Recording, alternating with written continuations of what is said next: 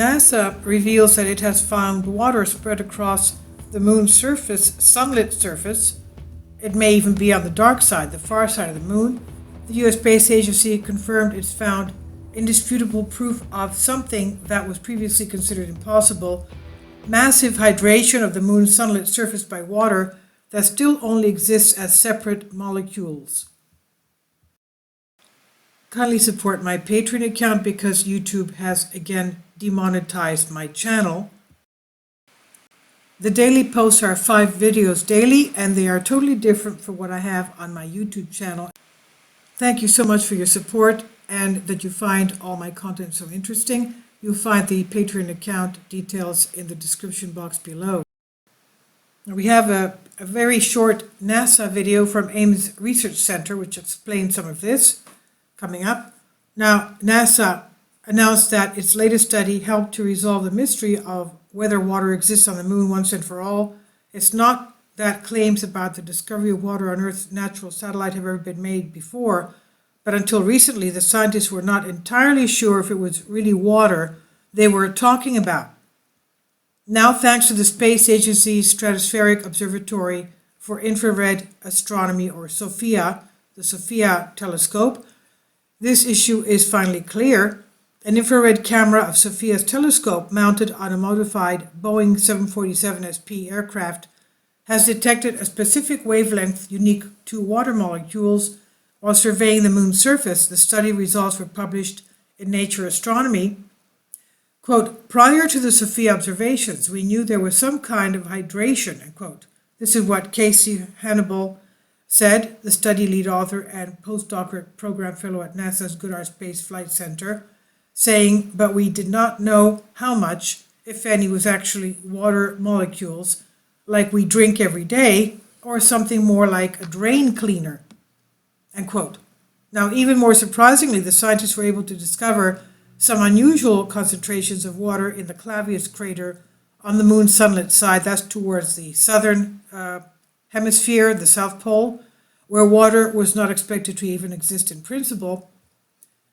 And Hannibal said, "Without a thick atmosphere, water on the sunlit lunar surface should just be lost to space. Yet somehow we're seeing it. Something is generating the water, and something must be trapping it there." A possible explanation suggests that water could be carried to the lunar surface by meteorites.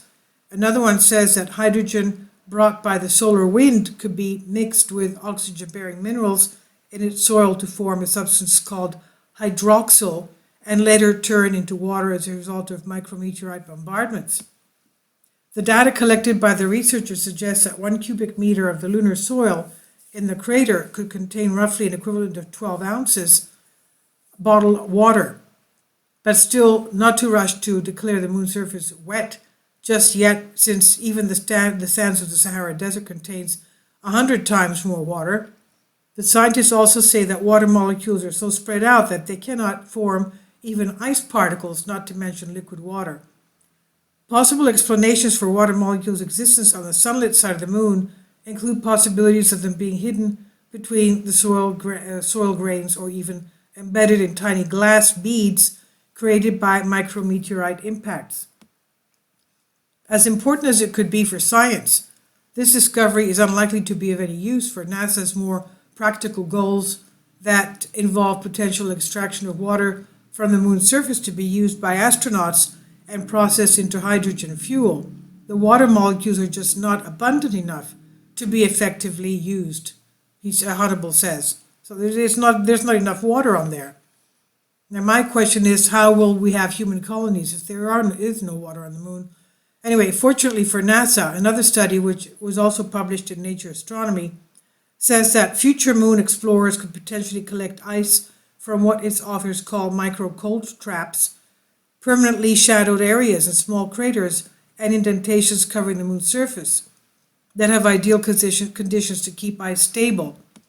Citing the data from NASA's Lunar Reconnaissance Observer orbiter, Paul Hain, the study lead author and a planetary scientist at the University of Colorado at Boulder, says that there could be billions of such micro-traps all over the moon's surface, including in sunlit areas away from the poles, the regions where large craters containing ice could exist in the permanently shadowed zones. Yet the moon's polar areas have proven to be quite challenging areas for landing, as was the case with India's moon probe last year. So the existence of micro-traps could make future astronauts' lives much easier if they do contain ice, something that the study has not confirmed up to now. NASA seeks to send a manned mission to the lunar surface in 4 years and has an ambitious plan of establishing sustainable human presence there by the end of the decade. This is by RT by Lucy Nicholson, and it's here on Bended Reality. Please leave your comments on this. Thank you.